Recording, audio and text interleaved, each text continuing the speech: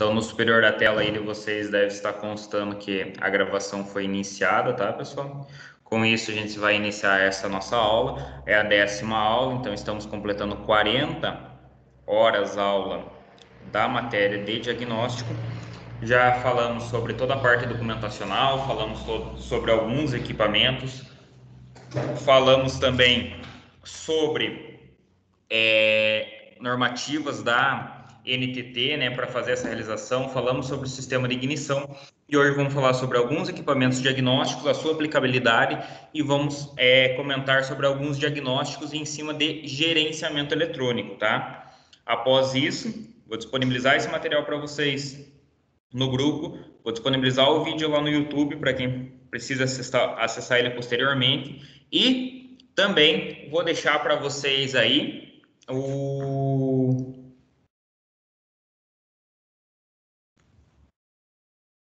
deixar o material disponível para realizar a nossa atividade. Lembrando que eu vou colocar uma data limite para a entrega dessa atividade, ela vai ser ou via portal AVA ou via entrega por e-mail, só estou definindo esse ponto ainda. E a partir disso, isso daí vai constar lá uma parcial na nota de vocês final da unidade curricular, tá bom? Lembrando que ao final disso a gente vai ter as nossas aulas práticas e vamos desenvolver tudo que foi debatido e aprendido aqui, beleza? Lembrando também, né, pessoal, que isso já vem desde aí do início do mês que estão sendo contabilizadas as faltas para o pessoal que não está acessando as vídeos, tá? Então, a partir aí do começo do mês se tornou obrigatório, tá? Acessar as vídeos. Então, o pessoal que não está acessando as vídeos, avisem lá que pode vir a ser um padrão até mesmo de reprovação, tá? Então, tomar bastante cuidado com isso daí. Alguma dúvida? Então, vou iniciar aqui, certo? Então, aqui eu tenho uma imagem para vocês com os principais equipamentos. Já trouxe os equipamentos um pouquinho no início da nossa matéria, onde eu tenho aqui scanner, osciloscópio, multímetro, alicate amperímetro. Então, todos esses aqui eu tenho a caneta polaridade também. Todos esses componentes, eles são primordiais, pessoal, para você fazer um bom diagnóstico no sistema de gerenciamento ou no sistema de ignição. Então, no sistema de ignição, eu mostrei para vocês alguns testes, né? Algumas leituras e algumas visualizações que a gente conseguiria fazer de forma mais, digamos assim, mais visual. Entretanto, no gerenciamento eletrônico, além desse diagnóstico visual que deve ser realizado, eu também tenho que realizar aí um diagnóstico com valores, né? Então, no caso aí de uma garantia, de você apresentar uma garantia ou até mesmo de você comparar funcionamento adequado com funcionamento inadequado, ele se apresenta através de parâmetros, né? Lembrando lá que a central eletrônica do motor, né? Então, a central de gerenciamento, ela vai gerenciar o funcionamento do motor através de parâmetros. E esses parâmetros serão os responsáveis por dizer se o motor está funcionando adequadamente ou não, e também serão os responsáveis por alterar o funcionamento do motor. Então, ora, o motor está funcionando a determinada rotação, com tanto de combustível, a determinada temperatura, ora ele está trabalhando aí numa rotação mais baixa, numa outra temperatura, numa outra condição de funcionamento. Então, isso influencia diretamente a gente saber fazer interpretações desses sinais, as interpretações desses valores, para que seja possível, né, diagnosticar um problema sem muitas vezes até mesmo realizar a desmontagem de um determinado componente, a não ser que seja para reparação ou substituição do mesmo, é essencial para ganhar tempo na oficina, ganhar tempo na reparação e também para você poder fornecer aí um bom laudo técnico em cima disso, beleza? Então vamos dar uma olhadinha na aplicabilidade, né, do osciloscópio. Então o osciloscópio, apesar de ser um equipamento de grande relevância, né, no sistema de gerenciamento eletrônico, ele é pouco difundido, é pouco utilizado, porque o pessoal ainda não tem muito conhecimento, não tem muito manuseio sobre esse equipamento. Alguns scanners mais atualizados, por exemplo, os scanners que a gente tem lá na nossa unidade, como o PDL, né, da Sum lá, ele já possui no próprio scanner, ele possui um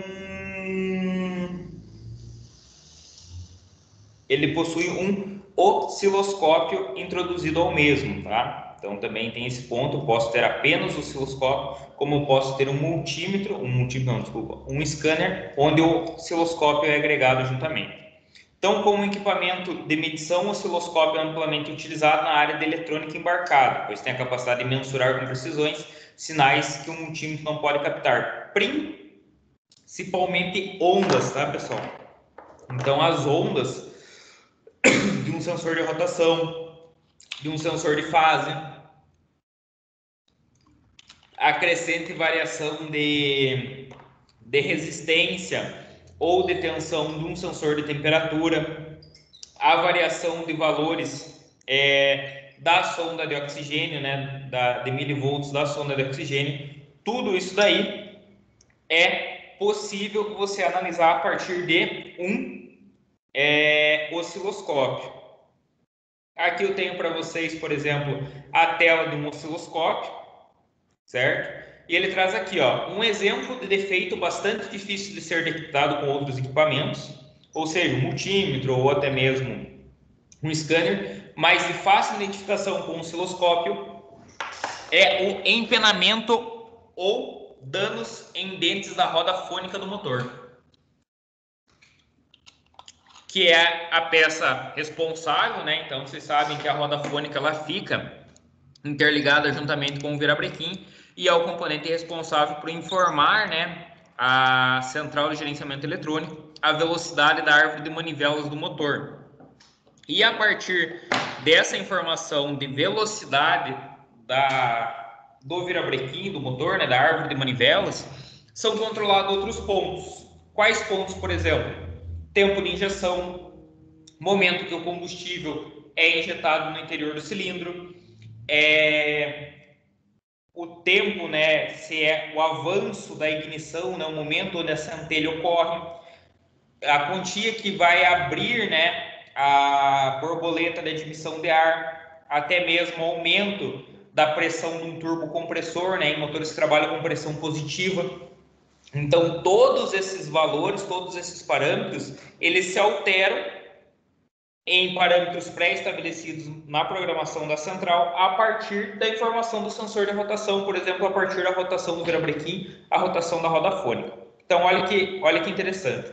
A roda fônica normalmente é dotada de 60 dentes menos 2. O que seria isso?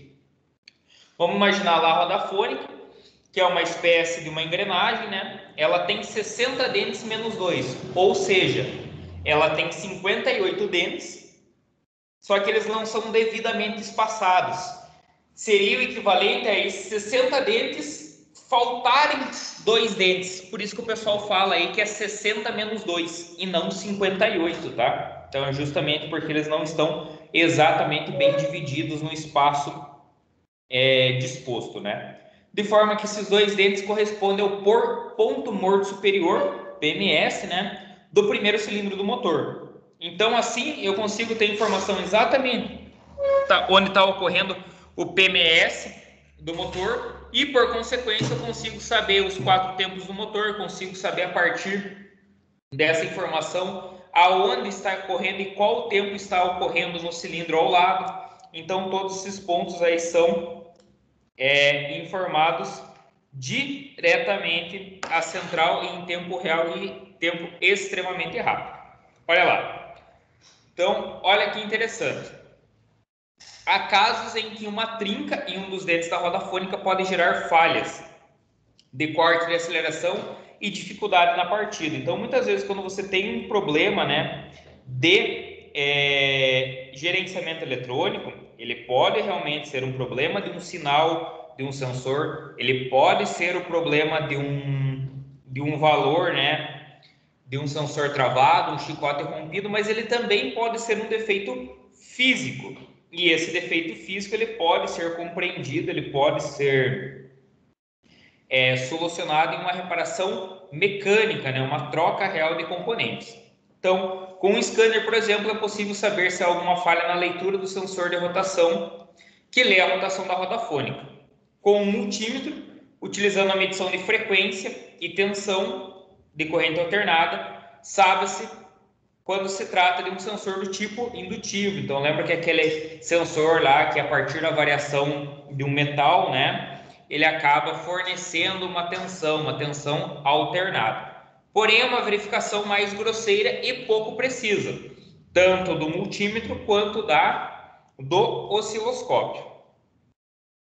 Então, levando até mesmo a conclusão de que a falha é o sensor e não a roda fônica.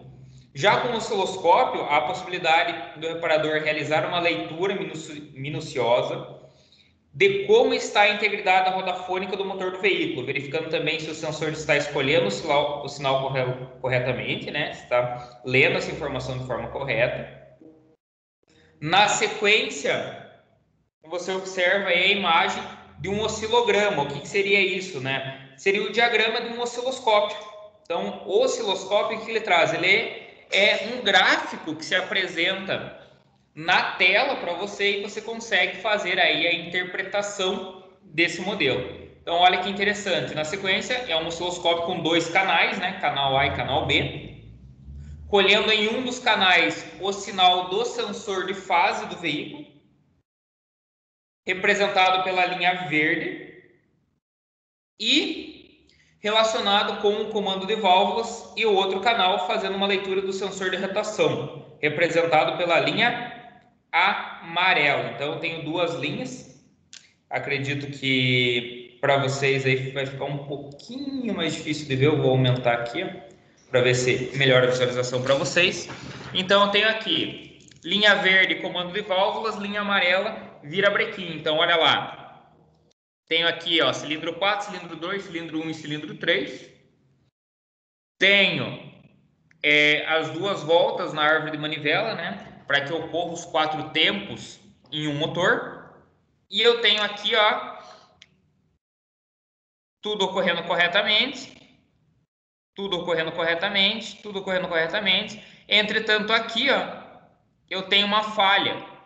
Eu tenho uma falta de sinal. Esse provavelmente é o momento onde eu tenho um buraco de leitura. É o momento onde eu tenho uma falha de funcionamento do motor. Então ele traz justamente aqui, ó. Então aqui é bem perceptível esta falha. Então, a partir do momento que você consegue ajustar, né, a amplitude da onda, que seria aqui a altura dela, quanto à frequência, seria o espaçamento entre os gráficos, você tem o conhecimento técnico de como funciona o motor, é possível que você faça o diagnóstico simplesmente fazendo a interpretação de um oscilograma, né? Entre aspas, aí, de um gráfico de linhas. Então, você consegue perceber, claro que você tem que tomar como referência o tipo do veículo, número de cilindros, todo o formato. Então, vocês podem me perguntar, professor, mas não seria muito mais simples eu ir lá e olhar na roda fônica se a roda fônica não está com problema, se ela não está empenada, não está com um dente quebrado ou trincado, alguma coisa do gênero? Sim, seria muito mais simples, né? Entretanto, muitas vezes a roda fônica, ela fica recoberta aí por algumas capas de proteção, ela fica num local que é de difícil acesso, onde você não consegue fazer a visualização da mesma sem desmontar aí 4, 5, 6 componentes, sem tirar uma série de parafusos, capas defletoras, capas de proteção, entre outros pontos. Então, é muito importante, né, já que a gente tem a tecnologia ao nosso lado, utilizar esse tipo de leitura para o diagnóstico, facilitando ainda mais o diagnóstico e, sem dúvida nenhuma, né, trazendo um valor fidedigno de leitura e sendo possível, né, fazer a utilização do mesmo no caso aí de um relatório, no caso de uma declaração técnica.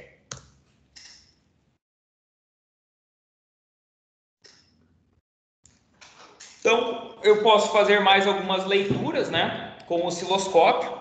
Então, ele não é empregado somente no sensor de rotação, também pode ser utilizado para medir, por exemplo, posição do pedal do acelerador, tanto em relação à pista resistiva ali, né, do potenciômetro do pedal, quanto à tensão que está sendo mandada para o corpo de borboleta, para fazer o acionamento do corpo de borboleta, quando eu tenho um pedal de aceleração eletrônica. No sensor MAP, né, então sensor aí de pressão absoluta, né, então sensor aí de pressão absoluta, no coletor de admissão, posso fazer a leitura dele também. Outro sensor que, através desse sistema, eu posso fazer o diagnóstico, sensor de oxigênio, né, vulga sonda lambda. Quando o osciloscópio possui 2 canais ou mais, pode ser utilizado para realizar medidas simultâneas, como verificar o funcionamento de uma eletroválvula injetora e da bobina do cilindro correspondente à válvula. Ou seja, o que seria esse 1 ou 2 canais? Nesse scanner aqui, nesse osciloscópio, por exemplo, o que a gente tem aqui, ó? A gente tem à esquerda canal A, que está com o cabo vermelho, e à direita a gente teria o canal B. Então esse é um osciloscópio de 2 canais. Eu posso plotar na tela desse osciloscópio a leitura de 2 pontos diferentes. Por exemplo, vou pegar lá o pulso do sensor do eletroinjetor, né, que seria lá o bico injetor, né, comumente chamado, do eletroinjetor, e vou pegar também ali o pulso da bobina de ignição. Então eu pego esses 2 sinais, ele vai gerar um oscilograma para mim no display do osciloscópio e tem que estar, digamos, entre aspas, com um determinado padrão, tanto a injeção do combustível quanto o pulso da ignição, né? O momento da centelha, então para que ocorra a mistura, tudo de forma correta. Então tem que ter um determinado espaço, posso pegar, por exemplo, o valor do sensor de rotação juntamente com esses outros 2, quando eu estou trabalhando aí com o valor com osciloscópio de 3 canais. Então todos esses pontos aí são a serem estudados e desenvolvidos, que é uma prática que a gente vai acabar fazendo lá quando retornar à normalidade. Então, o reparador que domina o uso do osciloscópio pode ainda utilizá-lo para criar um banco de dados próprios em parâmetros diversos do sistema de gerenciamento eletrônico do veículo. Ou seja, pode criar alguns parâmetros, né, alguns valores de ondas que ficam salvos para quando o veículo está em pleno funcionamento, o veículo está funcionando corretamente. Isso é arquivado e pode ser acessado quando ele pega algum tipo de falha. Então você tem um parâmetro de comparação. Isso também alguns outros modelos trazem esse sisteminha, como eu mostrei para vocês lá do tecnoscópio, né? Que é um equipamento que a gente tem lá na nossa unidade, que seria justamente aqui, né, fazer a leitura desses padrões e o comparativo desses padrões. Por exemplo, vou pegar aqui um valorzinho para vocês terem uma noção.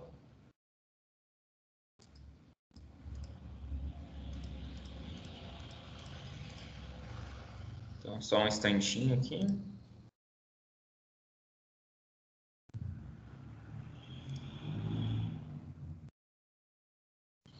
Então, olha lá, vou compartilhar a tela aqui com vocês, tá?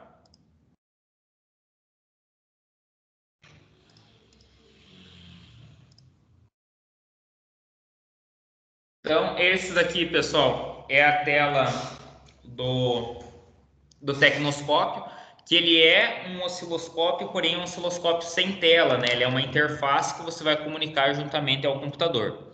Então ele traz aqui, ó, automotivos carros, marca padrão, modelo padrão, então ele traz aqui como um valor padrão. Então, ó, comentário, sensor de rotação tipo indutivo.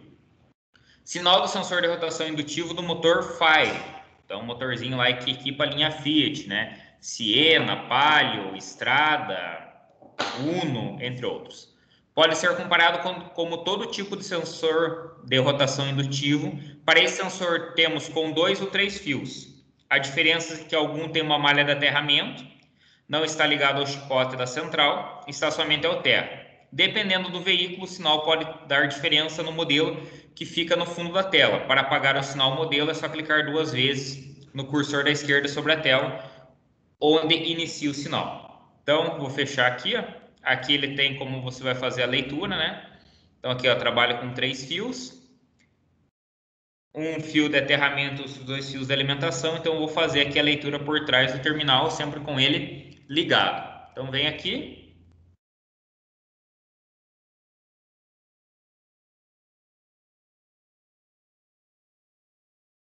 Tá aparecendo na tela para vocês, pessoal? Acho que não, só um instantinho. Não, não está.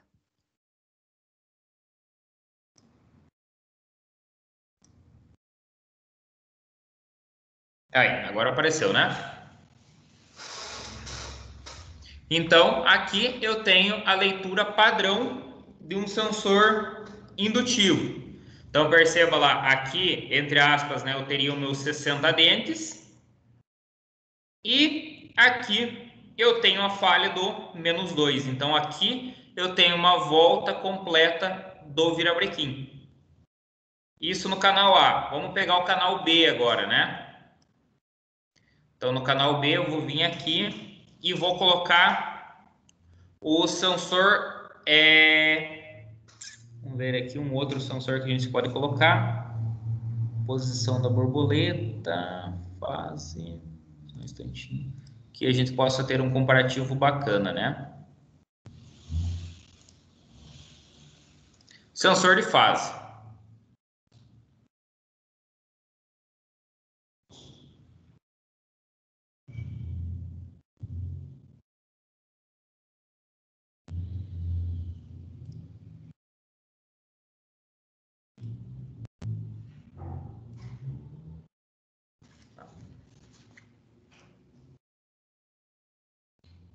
Aqui eu tenho o valorzinho do sensor de fase, ó. Então, sensor de fase posicionado. No caso que eu não estou conseguindo fazer agora, mas a gente poderia colocar uma outra linha embaixo, ou, por exemplo, colocar uma linha de fundo como essa daqui no sensor de fase e colocar depois a linha real que eu estou lendo aqui em cima para ver se ela está com o mesmo padrão. Tem aqui um sensor de rotação tipo Hall. Então percebo que esse daqui já é um pouquinho diferente, ó, percebo que a onda é bem mais quadrada e com isso eu consigo, né, ajustar, ó, tanto a amplitude do valor, ó, então tem uma amplitude de 10 volts, 5 volts, 2 volts. Aqui eu tenho uma amplitude, ó, por exemplo, uma melhor leitura, uma amplitude de 2 volts. Fica uma leitura bacana, ó. 2 volts, 5 volts, uma leitura bacana. Consigo ajustar também a frequência, né? Então aqui está em 5.000 milissegundos, 1.000 milissegundos, 500 milissegundos. Então, quando eu quero fazer uma leitura, entre aspas, né, dar um zoom na onda em si, eu vou reduzindo o meu tempo de leitura. Quando eu quero pegar uma informação mais contínua, ó, eu acabo aumentando a minha frequência. Então aqui eu estou fazendo uma leitura de 10 milissegundos, onde eu consigo ver praticamente uma volta completa do motor. Então eu consigo ajustar tanto amplitude quanto frequência no osciloscópio, tá bom, pessoal? Então isso aqui é um equipamentinho bem interessante. A gente tem alguns outros aqui, ó, algumas outras ondas padrões. Por exemplo, vou pegar aqui, ó, alguns atuadores. Vou pegar aqui um eletroinjetor para a gente dar uma olhada.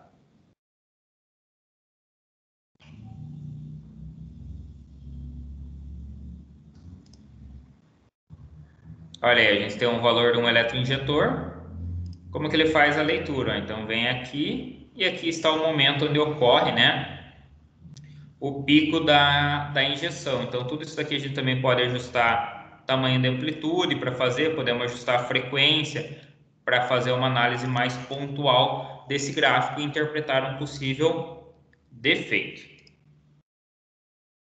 Tranquilo? Alguma dúvida, pessoal, em relação a isso aqui? Já tinham conhecimento do osciloscópio desta forma?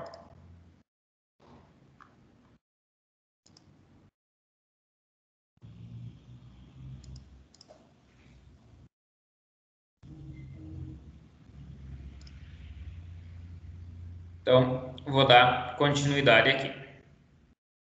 Outro equipamento, né, é o scanner. Então, ele é utilizado em basicamente todos os veículos que possuem gerenciamento eletrônico. Ele tem uma tomada de diagnóstico para você fazer a leitura do mesmo, né, para você conseguir interpretar os sinais, fazer algum reset, alguma coisa do gênero na central, fazer um programa de aprendizagem, alguma coisa do gênero. Entretanto, a partir aí de um certo momento, a gente teve aí padronizado essas entradas, certo? Isso foi padronizado para padrão OBD.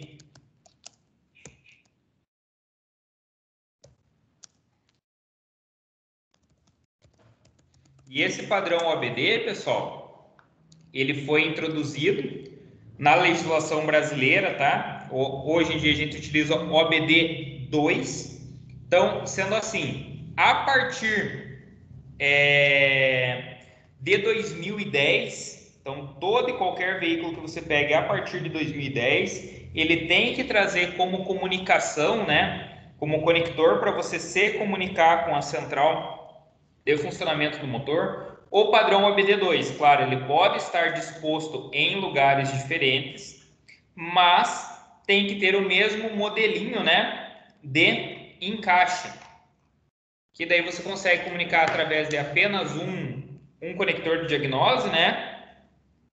Você consegue acessar todos os parâmetros do veículo. Você consegue acessar lá ABS, airbag, gerenciamento eletrônico, transmissão automática, parte do sistema de conforto e conveniência, então ar-condicionado, vidros, travas, alarme. Então tudo isso aí você consegue padronizar e acessar através de uma entrada padrão OBD. A partir de OBD2, isso daí já foi introduzido em legislação, em normativas do CONTRAN, né? Então, a aplicabilidade do scanner, ela é gigantesca, né? Um exemplo é leitura, é a medição de um sensor de pressão de um coletor de admissão, a leitura, por exemplo, da temperatura em tempo real do motor, e também, pessoal, alguns métodos de aprendizagem. Então, você vai trocar algumas peças. Por exemplo, você vai fazer lá a substituição de um corpo de borboleta. O scanner, ele é utilizado para você poder fazer, né, a aprendizagem desse corpo de borboleta para ele funcionar corretamente. Então, é uma coisa que a gente consegue constatar também a partir do diagnóstico. Então, com o scanner, pensando em diagnóstico, eu consigo fazer a leitura de falhas presentes no veículo, né? Então, que estão realmente acontecendo com o veículo, e eu posso também fazer leitura de falhas que já aconteceram, porém não estão acontecendo mais, que é o que a gente conhece aí por falhas intermitentes do sistema. Então, eu tenho essas duas estratégias, esses dois métodos de diagnóstico através do scanner, sem falar que eu consigo aí ter uma leitura em tempo real de N valores na mesma tela, gráficos ou até mesmo em valores numéricos, de diferentes informações, trazendo se o veículo está com bom funcionamento, se ele não está, se ele está com algum parâmetro travado ou não. Beleza?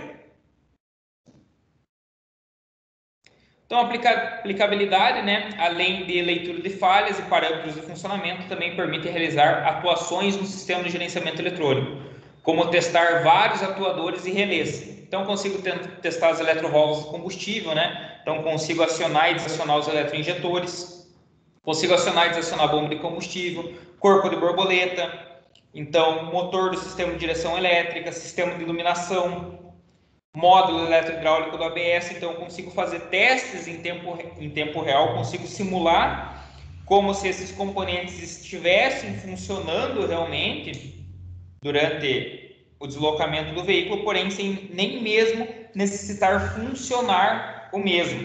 Então por isso que é tão interessante aí a utilização do scanner, beleza? Pensando em diagnóstico, né, pessoal? Então, o scanner possibilita, né, novamente, os parâmetros de funcionamento do veículo em funcionamento durante seu deslocamento. Então, eu consigo utilizar o scanner para fazer uma leitura em tempo real do veículo. Enquanto o veículo está se deslocando, eu consigo ver todo o seu funcionamento. E ainda, alguns permitem que o reparador acesse manuais de reparação, que seria aí uma espécie de um diagnóstico guiado. Então, lembrando que a gente tem dois tipos de scanner no mercado, né?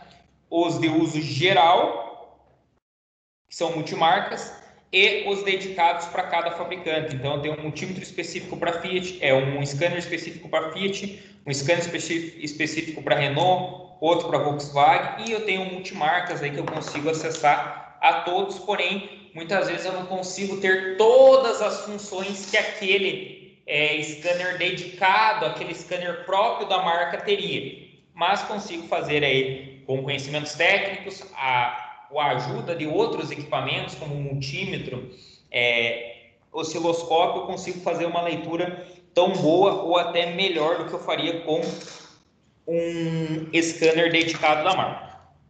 Outro equipamento que tem que estar na caixa de ferramenta, né, tem que estar separado e disposto aí para o pessoal que trabalha com diagnóstico, é o multímetro.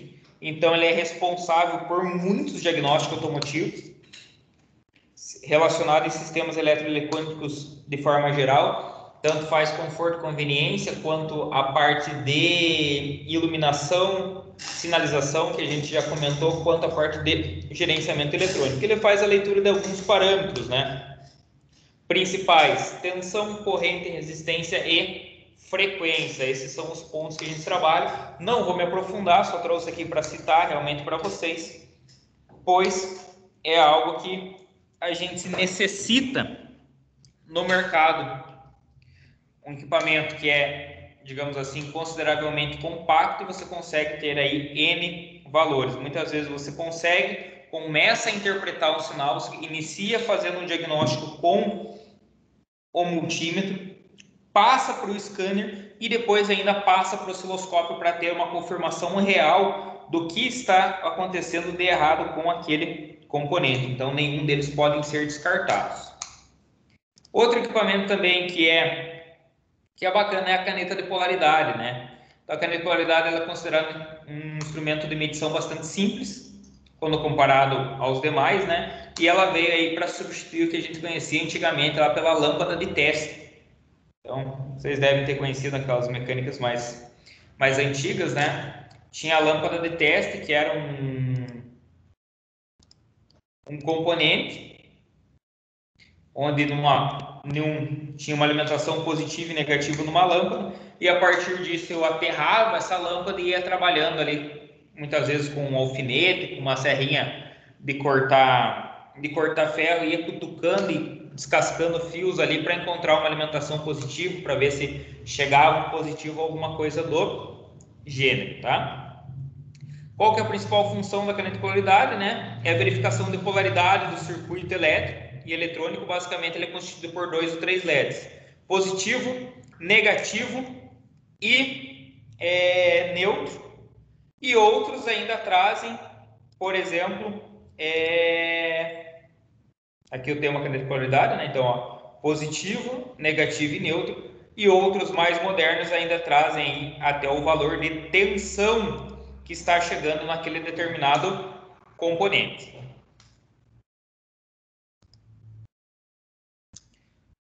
Como exemplo de verificação de pulsos digitais, podemos citar a medição, por exemplo, de eletroválvulas injetores. Então, se eu alimentar lá, fazer a medição do pulso que ocorre nos eletroinjetores, eu consigo ver a variação do pulso.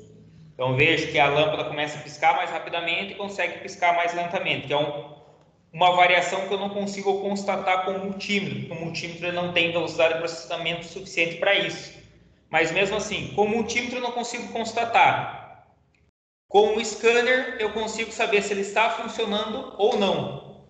Com a caneta de polaridade eu consigo ver a variação de pulso, mas não consigo mensurar. Com o osciloscópio eu consigo ter um gráfico disso daí, né, um oscilograma, e a partir disso eu consigo mensurar realmente o que está acontecendo ali, se os valores estão adequados ou não. Por isso que é importante a gente ter todas essas ferramentas aí para fazer a leitura. Alguma dúvida até aqui, pessoal?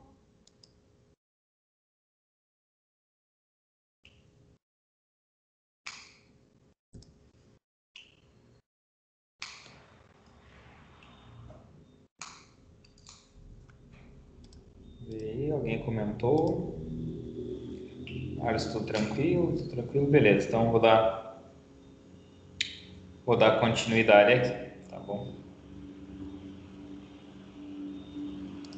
Então, novamente, né, gosto de relembrar, principalmente em diagnóstico, né, aquelas perguntas que devem ser feitas, né, quando ocorreu a falha, quais os sintomas apresentados, em qual situação, com o veículo em movimento ou parado, qual velocidade, qual rotação, foi percebida alguma anomalia em outros sistemas do veículo, quando apareceu alguma luz, qual luz apareceu.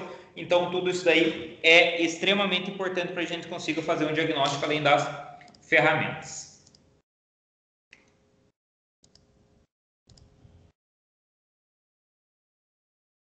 Aqui eu trouxe um exemplo para vocês. Então, o cliente chega à oficina com seu veículo apresentando uma falha. Ele percebeu que há uma anomalia no veículo, pois uma luz diferente acendeu no painel do veículo. Então, acendeu aí a luz de injeção, né? Conforme representado na imagem a seguir. Após alguns testes, o reparador concluiu que a falha registrada na central de gerenciamento eletrônico é referente ao sensor de oxigênio pós-catalisador. Então a gente sabe que a grande maioria dos veículos hoje em dia trabalha com duas sondas de oxigênio, né? Dois sensores de oxigênio, duas sondas lambdas. Uma antes do catalisador e outra pós-catalisador. Dessa forma, pode-se fazer apenas a substituição do sensor que apresentou a falha. Você pode constatar qual que apresentou a falha através de um scanner, através de um osciloscópio ou através do multímetro. Todos eles você consegue constatar se ele tem um bom funcionamento ou não. Se o objetivo for realizar uma resolução rápida e pouco precisa do problema, talvez a melhor opção seja a melhor opção. Mas se uma mesma sonda voltar a apresentar uma falha, deve ter em mente que apenas a substituição do componente não traz a solução, pois indica que o problema, em outras palavras, não é a sonda em si, mas alguma coisa que está causando esse problema da sonda, e é a partir disso que a gente tem que identificar as causas.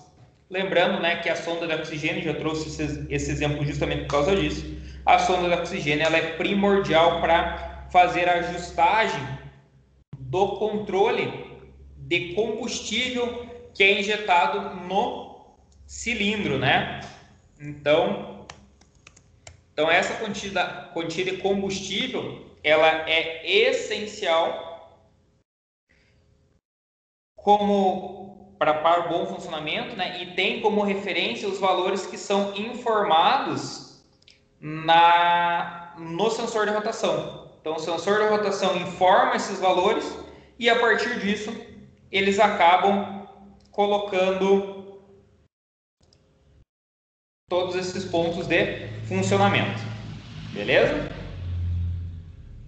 Então, primeiramente, é injetado o combustível, é injetado o ar, ocorre a combustão, ocorre toda a exaustão dos gases. O sensor de oxigênio vai fazer a leitura dessa exaustão dos gases e ele vai dizer se tem uma quantidade ideal de combustível, tem muito combustível ou pouco combustível, vai informar esse valor para a central e a central vai aumentar a quantia de combustível que vai ser injetado para dentro do cilindro. Caso esse componente venha a travar, eu vou ter um aumento de consumo de combustível, uma queda de potência, entre outros pontos. Então é essencial aí saber fazer a interpretação desse tipo de componente, né? Olha lá, num contexto geral, a reparação automotiva é a melhor forma de resolver uma anomalia identificando a causa e não apenas corrigindo o problema. Voltando assim ao problema inicial após algum tempo, né? Cabe salientar que a sonda pós-catalisador está posicionada depois do conversor catalítico e tem como objetivo apenas fazer o levantamento do estado de conservação do catalisador. Assim, se o catalisador apresenta um problema, a sonda também pode ser afetada. Assim sendo, para um correto diagnóstico do sensor pós-catalisador, é necessário fazer uma inspeção do conversor catalítico do veículo, do catalisador, e, posteriormente, é importante fazer testes na sonda pré-catalisador e nos parâmetros de funcionamento. Ou seja, ocorreu um problema, entre aspas, eletrônico, um problema de gerenciamento eletrônico, esse problema pode ter sido causado por um problema mecânico. Vamos supor que você tem uma válvula uma vela de ignição que não está apresentando centelha, por consequência aquele cilindro está vazando. Você retira a vela, a gente já sabe, a vela está lá com aquela superfície carbonizada, oleosa, né, úmida. Isso quer dizer o quê? Quer dizer que aquele cilindro está tendo aí queima de óleo, está tendo uma proporção muito grande de óleo na câmara de combustão. Você pode fazer a substituição da vela? Sim. Vai voltar a funcionar corretamente? Sim. Porém, durante um curto período de tempo. Se esse período de tempo, se tiver muito degradado esse motor, né, esse período de tempo de funcionamento correto vai ser extremamente curto, enquanto você poderia solucionar o problema. Qual seria a solução do problema? Verificar lá vedadores de válvula, verificar se esse motor não está apresentando aí anéis alinhados ou até mesmo desgaste no seu cilindro. Ah, professor, como que eu vou fazer isso? Lembram lá da matéria do motor? Através de um teste de compressão. Então, você pode fazer um teste de compressão de cilindro, onde você vai pegar, vai retirar a vela de ignição, vai colocar o equipamento, vai colocar o manômetro e vai dar a partida do veículo lá durante 10 segundos, 5 segundos, depende da normativa que você está seguindo. Ele tem que dar um valor de compressão. Caso você tenha um valor de compressão muito baixo em apenas um cilindro, provavelmente você tem um problema aí de anéis alinhados, anel quebrado, um vedador de válvula com problema, alguma coisa do gênero. Se você tiver valor baixo em todos os cilindros, quer dizer que você tem um desgaste natural aí do motor. Você vai olhar lá, o motor é um motor com 280 mil quilômetros, 350 mil quilômetros, logo é um motor que já está na hora de ser feita a sua manutenção. Então você faz tanto o diagnóstico mecânico, a gente tem aparatos para fazer os diagnósticos mecânicos, quanto o diagnóstico eletrônico, beleza?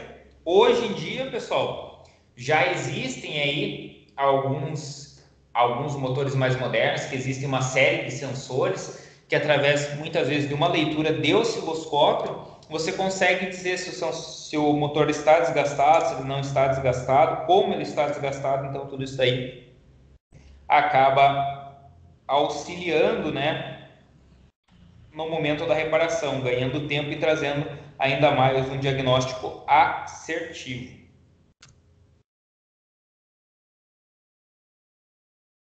Outro ponto que ajuda bastante a gente no momento aí da parte, principalmente de gerenciamento eletrônico, é o diagnóstico guiado, né? Então, muitos manuais, né, trazem o diagnóstico guiado, onde ele faz algumas perguntas para você. Ah, está funcionando corretamente? Sim. Não. Por quê? Então, tudo isso daí ajuda você tanto a fazer a leitura, interpretar o sinal de um sensor, de um atuador, como seguir uma linha de raciocínio a partir de uma falha, tá?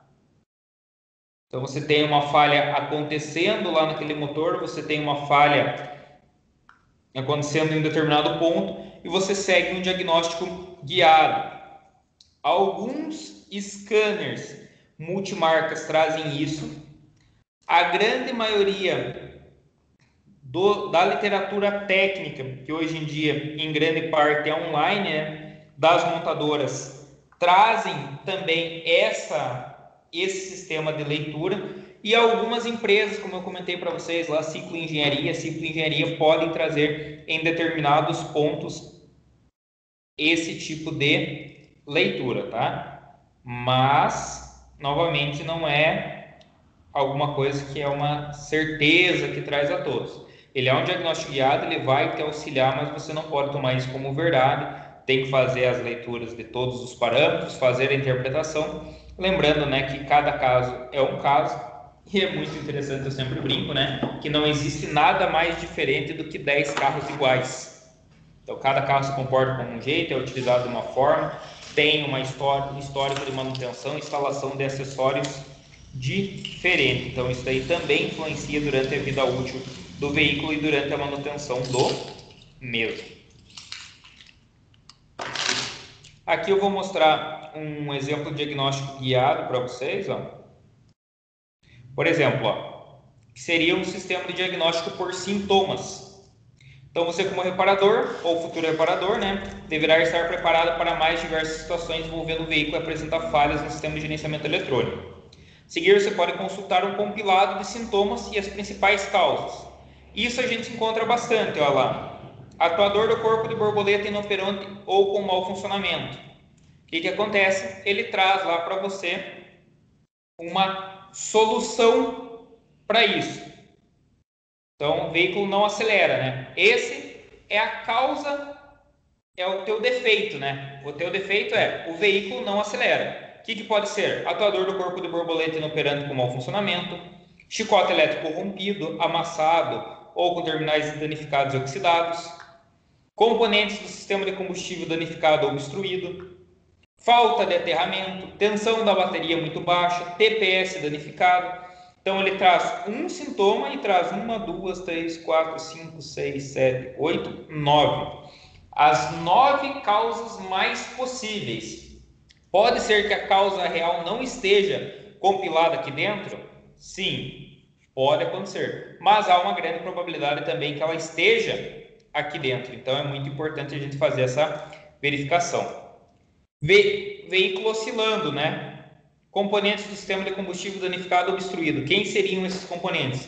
Filtro de combustível, bomba de combustível de baixa ou de alta pressão, eletroinjetores, tubulações. Então, tudo isso daqui pode vir a trazer oscilação, né? Então, ele traz a componentes, mas desses componentes você abre mais uma gama do que pode acontecer. Então, o diagnóstico, pessoal, não é algo tão simples. Você tem que seguir uma linha de raciocínio, sempre tentar trabalhar do mais simples pro mais complexo. Entretanto, deve ser sempre sempre analisado o histórico, aquela interpretação que a gente faz com o cliente. Então, tudo começa no cliente, passa-se para o veículo, passa para o defeito e daí a partir disso a gente abre essas ramificações. Olha, o veículo não pega. Sistema de combustível danificado ou obstruído, falha mecânica em algum componente fixo ou móvel do motor, então o motor realmente quebrado, né? Falha de funcionamento do atuador de marcha lenta, falha sensor de rotação, falta de aterramento à central ou ao próprio bloco do veículo, sistemas de imobilizador ativo. Então você tem uma série aí de componentes. O veículo passou por um sinistro. Sim, o veículo passou por um sinistro. O veículo bateu e não funciona. Então pode ser uma falta de aterramento. No momento da manutenção lá foi desconectado algum cabo massa, algo do gênero, e não foi realocado esse cabo, fazendo trazer esse tipo de falha pro veículo. Então é muito importante analisar esses pontos também. Aqui a gente tem alguns exercícios, vou deixar para vocês resolverem posteriormente, vou deixar o link, né, desse score para vocês. Então, olha lá. A lei atentamente as afirmações a seguir sobre os instrumentos de medição. É correto afirmar que a ferramenta de grande importância para o diagnóstico automotivo é o scanner? Sim. Então, o reparador técnico pode somente fazer leitura de códigos de avaria com osciloscópio automotivo? Não. Então, a gente tem aí outros pontos que podem ser analisados. Eu vou deixar para vocês exercitarem depois. Caso vocês tenham alguma dúvida, vocês me procuram, tá bom, pessoal?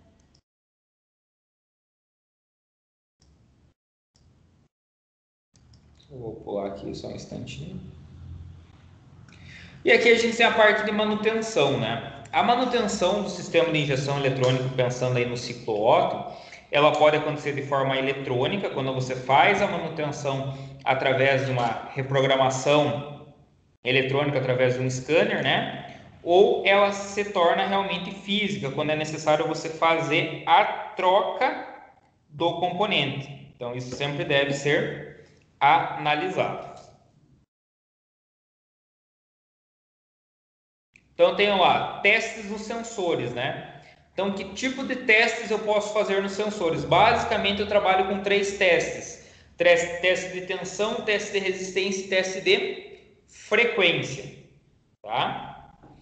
Então, a seguir você pode observar, então, teste de tensão, interruptor de freio de embreagem, para ver se ele está sendo alimentado com positivo, sensor de detonação, sensor de fluxo de ar, sensor de pressão absoluta, né? Então, aqui eu tenho o sensor MAF e aqui embaixo eu tenho o sensor MAP, pedal do acelerador, então se ele está enviando a tensão correta, sensor de rotação ou de fase do tipo indutivo, temperatura do motor, então eu tenho uma variação da tensão, sensor de posição da borboleta, então todos esses aqui eu posso realizar um teste de tensão. Mas também eu posso realizar um teste de resistência, por exemplo, no pedal do acelerador, no sensação de rotação ou de fase do tipo indutivo, temperatura do motor, sensor de posição da borboleta ou um teste de frequência, num caso de um sensor MAP capacitivo ou num sensor de efeito magnético resistivo e Hall. Só que de nada adianta eu fazer esse teste, eu acabar ali constatando um valor, seja um valor de tensão, um valor de frequência, um valor de resistência, mas eu não saber se esse valor está adequado ou não. Para tal, a gente utiliza aí os manuais que eu comentei para você aí, para vocês que são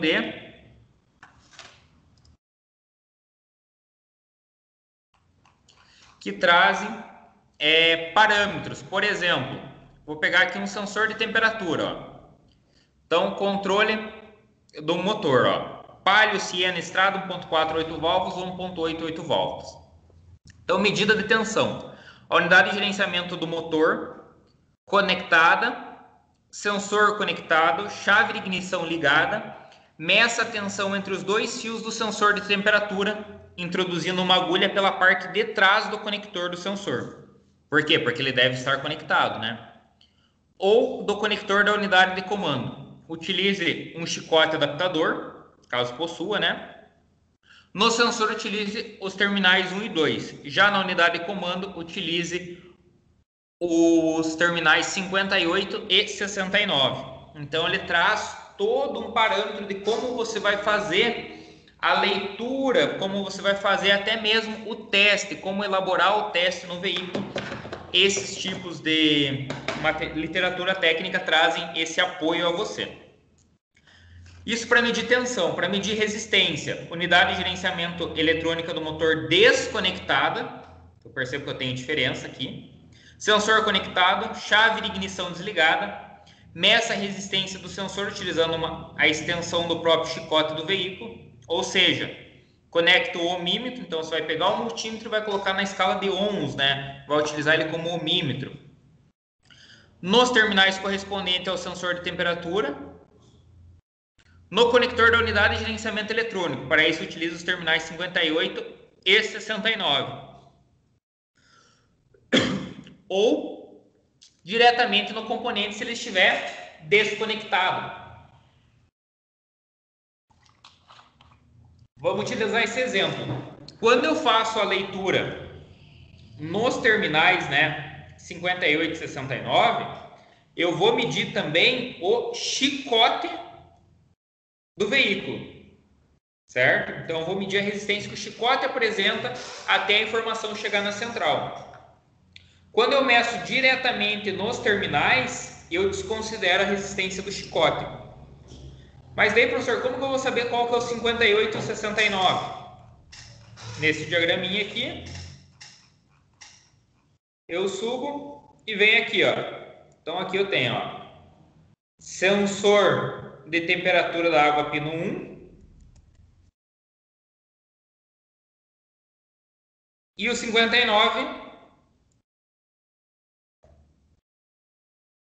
relé T10 da partida frio pino 85. Vamos voltar aqui, vamos ver se é realmente esses sensores que eu queria.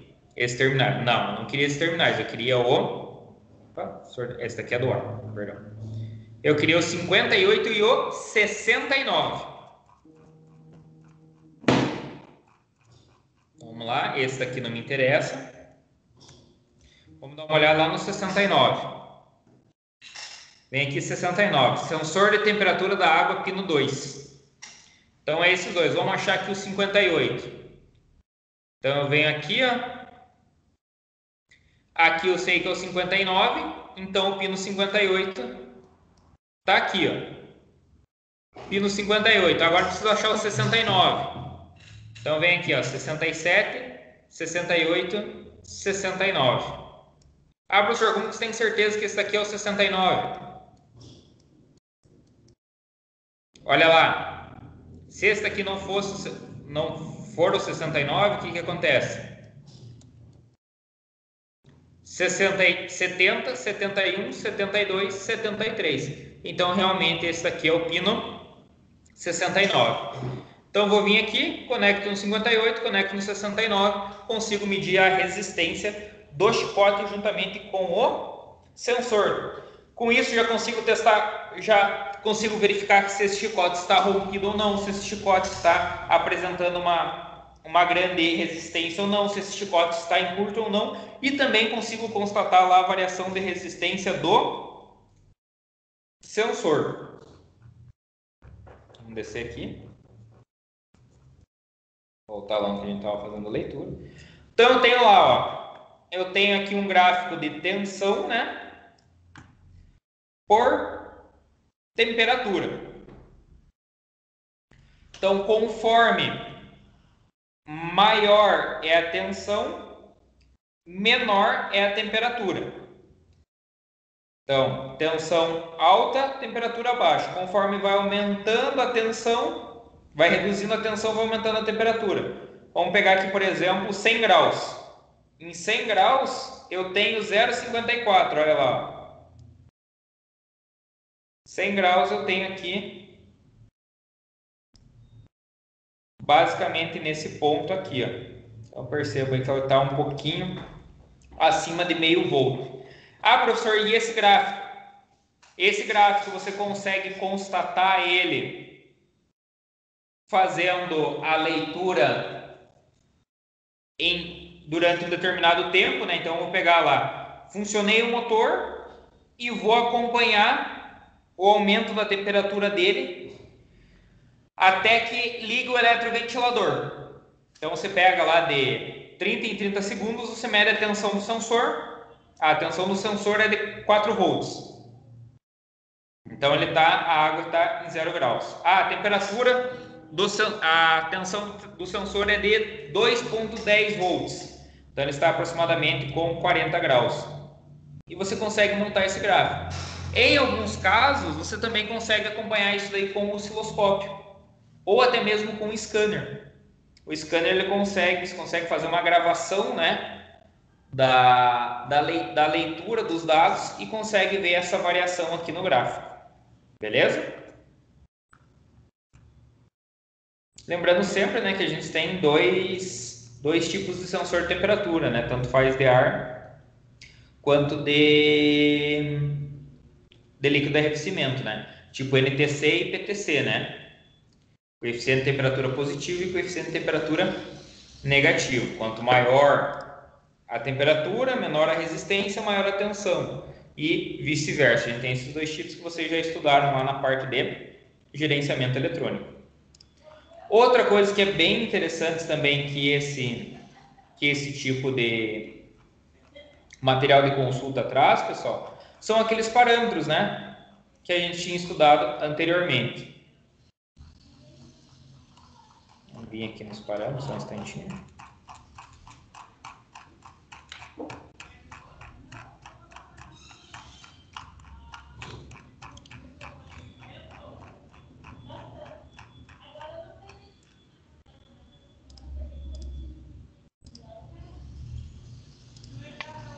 Então, olha lá os parâmetros. Então, tem aqui, né, a sonda de oxigênio, né, sonda lambda, né, sensor de oxigênio. Ela tem que ter, nos dois fios de aquecimento, ela tem que ter uma resistência de 3 a 4 ohms. No pino 1 e pino 49, ela tem que ter um valor de 16 a 21 ohms. No pino 22 e 11, eu tenho que ter uma variação em marcha lenta entre 0,1 a 0,9 volts, ou seja, entre 100 milivolts e 900 milivolts, que é a variação lá entre uma mistura rica e mistura pobre, o mais próximo do estequiométrico possível. Tenho aqui o sensor dos eletroinjetores, né? Então, os eletroinjetores isolados tem que ter uma resistência de 13 a 17 ohms. Neles, diretamente, eu tenho que ter uma resistência de 26 a 34. Então, todos esses valores, pessoal, são interessantes. Olha lá, borboleta fechada, borboleta aberta, tem que ter uma variação da resistência. E eu saber fazer essa interpretação, ter esse material para consulta, é primordial para você conseguir fazer um diagnóstico em gerenciamento eletrônico. Não adianta você apenas ter um material de primeira, né, para diagnóstico, você conseguir a informação, mas não ter o comparativo para dizer se essa informação está adequada, se esse valor está adequado ou não. Beleza? Alguma dúvida até aqui, pessoal? Algum comentário?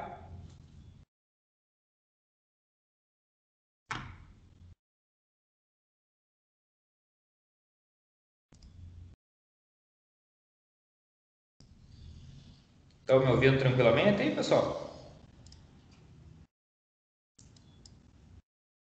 Sim, professor, tá aqui. Com o Alexander está tudo bem. Então tá bom, obrigado.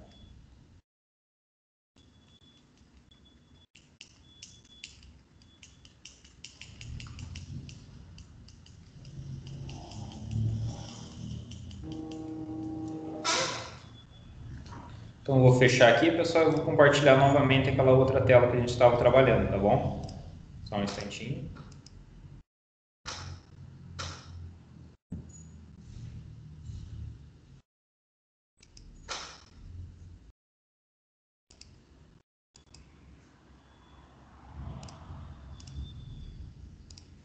Então aqui, ó, pessoal, eu trouxe um outro modelinho para vocês, que por exemplo seria esse daí, ó, do sensor de posição da borboleta de aceleração. Esse sensor ele é comumente conhecido por sensor TPS, tá? E ele diz a quantia que a borboleta de aceleração, né, está aberta ou fechada. Então ele atua com um potenciômetro linear e sua resistência varia conforme altera a posição do curso sobre a pista resistiva. Então, o sensor possui o seu curso ligado ao eixo da borboleta de aceleração, de forma que, quando altera a abertura da borboleta, ou seja, ela deixa passar ar ou menos ar, essa pista resistiva também ocorre uma variação e, por consequência, eu tenho uma variação no sinal, certo? Que pode variar de retorno para a central entre 0 e 5 volts. Ou seja, a central manda uma alimentação de 5 volts para esse sensor e esse sensor devolve essa alimentação num valor igual a 5 ou inferior a isso. Entretanto, eu posso ter alguns problemas. Por exemplo, o sensor de posição da borboleta de aceleração pode apresentar dois defeitos: tensão baixa, circuito aberto ou interrompido, ou tensão alta, circuito em curto. Esses dois valores aí eu posso definir. Então, olha lá, tensão baixa no sensor circuito aberto. Ocorre nos casos em que a tensão do sensor se encontra em 0 volts, ou seja, não tem variação nenhuma. A central fornece 5 volts, mas não retorna nada. Para testar, como que eu faço? Primeiramente, verifique se a tensão de referência, que deve ser mantida entre 4,96 volts e 5,04 volts. Caso não seja encontrado nenhuma inconsistência na medida, deve fazer uma medição de continuidade nos condutores de alimentação e de massa, ou seja, medir lá continuidade do chicote, né? Em último caso, não apresentando nenhuma das anomalias anteriores, a falha provável é na central do motor. Então, se tem ali um problema, queimou uma entrada, tem algum problema de leitura ou alguma coisa do gênero, algum erro ou um curto até mesmo dentro da central. Valor de alta tensão no sensor. Essa falha ocorre quando a tensão for superior a 5, né, volts. Para identificar essa falha, faça a verificação de continuidade do condutor elétrico de sinal. Não apresentando valor maior que 5, proceda o teste de resistência do sensor, com o circuito fechado e aberto, ou seja, com ele conectado ou desconectado. Não apresentando nenhuma anomalia, o causador do problema também é a central do motor. Então é bem importante porque o sintoma é que não está recebendo central ou funcionamento de abertura da borboleta no motor. Por consequência, a central de gerenciamento eletrônico não sabe dizer quanto de ar basicamente está entrando e quanto de combustível ela tem que colocar. Ela só tem valores aproximados. Ou muitas vezes até mesmo a borboleta pode nem estar abrindo. Mas o problema real não é no sensor TPS. O problema ele está no sensor na central eletrônica de gerenciamento do motor. Então, todos esses pontos, pessoal, devem ser analisados. Você não pode simplesmente desconsiderar uma central. Sim, é algo complexo, né? Você pegar e acabar, entre aspas, né, condenando uma central eletrônica do motor, que é um componente aí que tem um valor agregado considerável. Sim, entretanto, a gente está aqui para solucionar os problemas do cliente, né? Solucionar os problemas do veículo com um diagnóstico correto.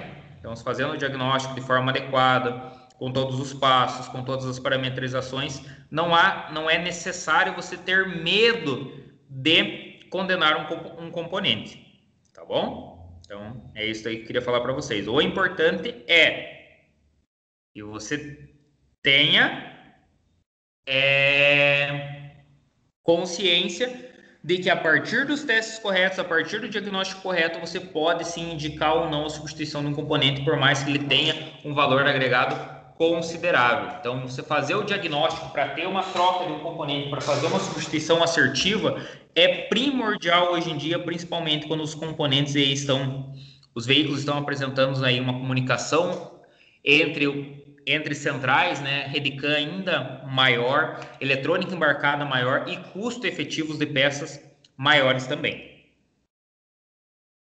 E tem aí sensor de pressão absoluta do coletor, você já conhece o funcionamento dele. Olha aí o sensor de rotação, para quem não lembrava dele, ó, roda fônica 60-2. Ó, a falta dos dois dentes aqui, que a gente consegue interpretar.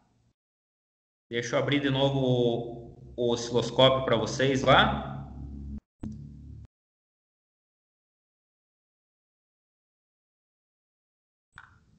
Então, vou abrir de novo o osciloscópio para vocês. Essa falha ali dos dois dentes, eu consigo constatar aqui, ó. Ela está aparecendo exatamente aqui para mim. Estão vendo? Ó, exatamente aqui está acontecendo essa falha para mim. Esse -2. E aqui eu tenho os outros 58. -2 novamente. Então, tudo que você vê fisicamente é possível também você interpretar a partir de diagnóstico, claro que utilizando a ferramenta correta para isso.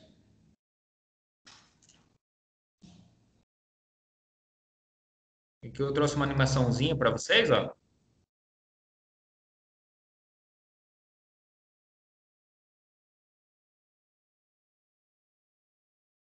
Olha lá. Então ele traz aqui e aqui eu tenho a falha do dente, ó. Perceberam? Ó? Aqui ele já passou. Tá aqui a falha do dente, aqui é exatamente o que está posicionado, né, sobre o sensor.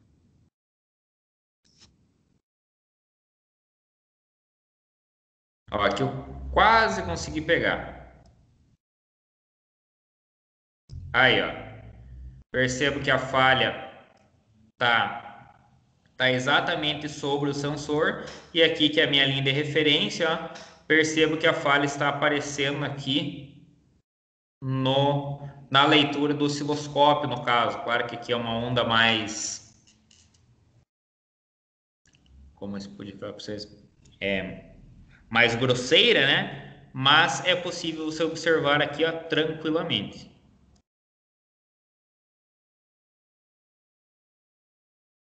Tranquilo, pessoal?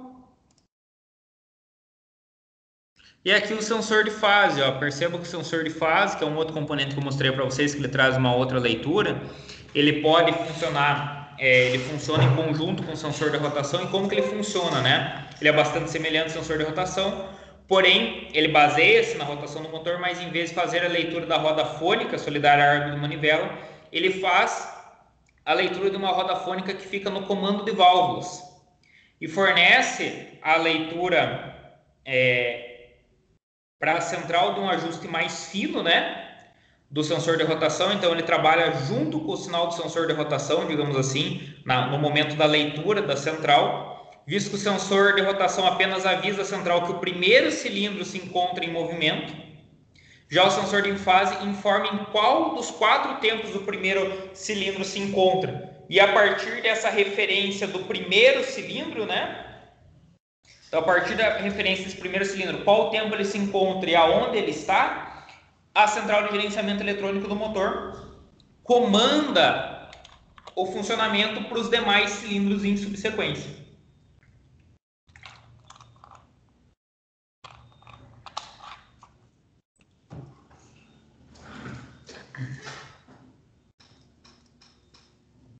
E a partir disso, né, pessoal, a gente trabalha aí em todos os demais sensores, né? Então, sensor de detonação, sensor de oxigênio, só para vocês lembrarem eles, o interruptor inercial, né? Então, só para a gente dar uma visualização. E eu também vou fazer os testes em atuadores, né? Os testes de relé, que eu já relembrei para vocês como é feito os testes no relé, quando a gente trabalhou com a parte de eletroeletrônica. Bobina de ignição, a gente já trabalhou na parte de ignição, então como é feito o teste primário, secundário, né? Teste de visualização de resistência, teste de visualização física dela realmente, que eu deixei disponível lá naquele manualzinho da NGK para vocês. Então, todos esses componentes também podem ser testados, tanto de forma ativa, quanto de forma ele funcionando, né, testando o funcionamento dele através de um scanner, como teste de valores, né, valor de resistência, valor de alimentação, entre outros pontos. Então, consigo testar a abertura do corpo de borboleta, avanço ou retardo do motor de passo de marcha lenta, acionar os eletroinjetores de combustível, acionar o relé da bomba de combustível, acionar a válvula do canister, entre outros pontos. Então, tudo isso aí a gente já veio comentando e ficou algumas atividades aqui para vocês fixarem posterior à nossa aula.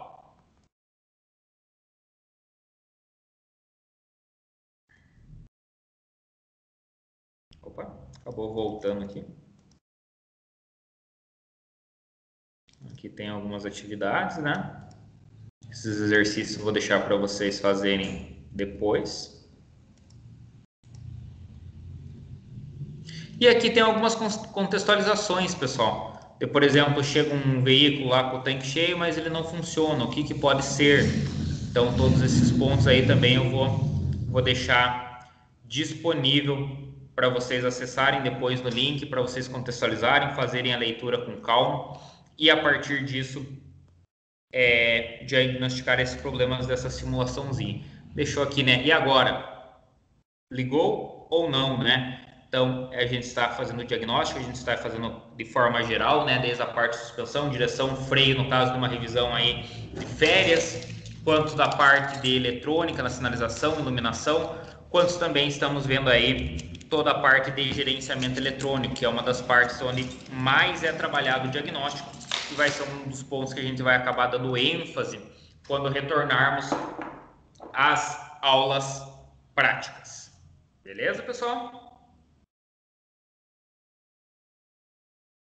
Então, em relação à nossa matéria de forma geral, em relação à aula de hoje, pessoal, quem está presente aí? Lucas, Emerson, Alisson, professora Fernanda pelo Alexander. Gostaria de saber se ficou alguma dúvida, se ficou alguma coisa que vocês não entenderam. Eu sei que algumas, digamos assim, né, dualidades de entendimento acaba existindo, né? Onde eu falo muitas vezes do componente, vocês acabam não se recordando, até por ter um determinado tempo que vocês não têm contato com eles. Mas por isso que eu mostro sempre as imagens, para vocês tentarem contextualizar da melhor forma possível. E gostaria de saber se ficou alguma dúvida, se ficou algum teste, algum componente ali que vocês não conseguiram entender, ou alguma coisa do gênero, algum teste ali que acabou sendo muito rápido, que eu mostrei, e acabou não ocorrendo o entendimento de vocês.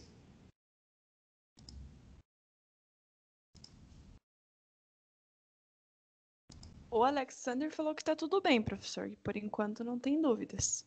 Então tá bom. Então, pessoal, lembrando novamente, né? Avise os demais colegas, a gente está tentando entrar em contato, mas avise os demais colegas que não estão assistindo às aulas, que essas aulas estão contabilizando as faltas, que a gente está abaixando a lista de presença dessas aulas e está sendo contabilizado as faltas nisso daí. E lembrando, né, que vocês têm que ter uma presença mínima de 75% de frequência para poderem se graduar no curso técnico de manutenção automotiva. Qualquer dúvida, qualquer dificuldade que vocês tenham em relação à matéria e em relação à atividade, então eu já vou deixar um tempinho mais longo essa atividade, caso vocês tenham dúvida, para a gente poder retirar, debater junto. E me procurem, pode chamar no grupo, pode mandar mensagem no e-mail, pode mandar mensagem no meu WhatsApp, no meu número pessoal. Fiquem à vontade, tá bom? Eu deixei disponível para facilitar o máximo possível a nossa comunicação. Caso vocês estejam com dificuldades em relação ao pagamento de mensalidade, em relação ao horário, algum problema, né, administrativo, digamos assim, mandem mensagem para mim. No grupo de vocês está disponibilizado lá o WhatsApp corporativo da Bruna e da Neuzi, que são as pedagogas. Está disponibilizado lá também o WhatsApp corporativo e telefone da Tamires, que é da parte da secretaria. Está também disponibilizado também o WhatsApp corporativo da Jéssica, que é da parte do financeiro, tá bom? Então, tudo isso está disponibilizado para vocês, para facilitar e para a gente tentar se ajudar aí nesse momento tão complicado, tá? Queria dizer para vocês, a gente vai ter a nossa avaliação, porém, encontros via videoconferência, a princípio, esse daqui é o último em primeiro momento. Gostaria de agradecer a vocês a presença das aulas. Sei que, por mais que seja muito semelhante, eu acredito que é muito semelhante às aulas presenciais, acaba sendo um pouquinho mais complicado assistir às aulas por questão de internet, por questão de horário, por questão que, como estava tudo parado e retornou, vocês já tinham adquirido uma nova rotina para tentar minimizar o máximo possível os efeitos dessa pandemia mundial que está acarretando o nosso ensino de forma geral, né? Então, gostaria de agradecer a presença de todos, gostaria de agradecer a dedicação de todos em elaborarem as atividades propostas, em participarem das aulas e também aí em desenvolverem um conhecimento para que aí brevemente, né, já estão aí no quarto período, brevemente sejam técnicos em manutenção automotiva, muito bem graduados e de extrema confiança para poder elaborar e desenvolver qualquer tipo de atividade relacionada à nossa área de atuação. Foi um prazer trabalhar com vocês, pessoal, durante essas 40 horas, aí, durante esses 10 encontros. Espero que o conhecimento adquirido e relembrado durante essa matéria de diagnóstico seja extremamente válido para o conhecimento profissional e também para o crescimento pessoal de vocês. E saibam que qualquer dúvida que vocês tenham em relação à minha matéria, em relação às outras matérias, ou até mesmo dúvidas quando vocês estiverem no mercado de trabalho, se eu puder ajudar, me procurem, me mandem mensagem, me liguem, que eu sempre vou tentar auxiliar vocês, tá bom? Desejo uma boa atividade para vocês, que eu vou deixar disponível depois. Qualquer dúvida, me procure. Desejo um bom final aí de semestre, digamos assim, virtual para vocês, né? E qualquer dúvida, estou à disposição, tá bom? Se tiverem não tiverem mais algum comentário, um adendo, alguma crítica, desde que essa seja construtiva, vou finalizar o vídeo por aqui, falo com vocês no WhatsApp, encaminho todo o material e posteriormente já encaminho o link da nossa atividade para vocês realizarem, tá bom? Professor, você pode me dizer só como vai ser essa atividade? O Alexander perguntou aqui, vai ser alguma coisa de escrita? Então, eu vou trabalhar tanto com a parte de descrição quanto com a parte de imagens. Eu estou tentando elaborar um negócio um pouquinho diferente para ele, de forma até mesmo que a gente possa, que eu faça as perguntas, né? Que vai ser na ideia de pergunta e resposta. Nem que eu faça as perguntas, passe essas perguntas para você, professora, você interprete e traduza essas perguntas para ele, e ele pode até mesmo me responder ela em libras, certo? Então ele pode até fazer um vídeo, pergunta 1, que seja lá uma resposta descritiva, ele pode me responder em libras essa questão, desde que, se a senhora puder fazer a tradução da mesma, digamos assim. Então, para facilitar para ele poder explicar na língua nativa. Tudo bem, professor. Acabei de explicar para ele. Eu acredito Obrigada. que assim facilita um pouco mais, né, professora? Sim, fica bem melhor. Uhum. Que daí acaba ficando registrado da mesma forma, porém via vídeo, né? Nem que a gente faça uma vídeo em si para ele responder essas questões. A gente faça uma vídeo e grave essa vídeo só para realmente arquivar esse material. Tá bom? Tá bom, obrigada, professor. De nada. Então, pessoal, se vocês não tiverem mais dúvidas, finalizo por aqui e tenham aí um bom final de tarde. Já encaminho o material para vocês no grupo e já converso com vocês no grupo. Beleza?